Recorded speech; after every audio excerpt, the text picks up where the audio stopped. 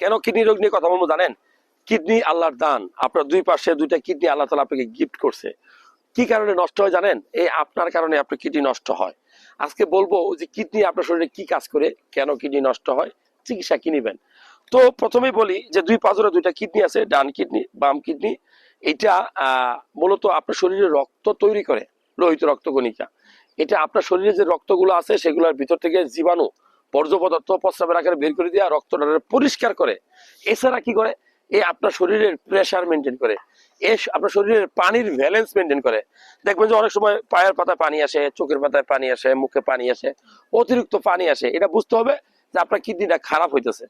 এই যে শরীর থেকে অতিরিক্ত পানি বের করার দায়িত্ব এটা কিন্তু কিডনির। কেন নষ্ট হয় জানেন? আপনি নিজে আপনার কিডনিটা নষ্ট করেন। কিভাবে নষ্ট করেন জানেন?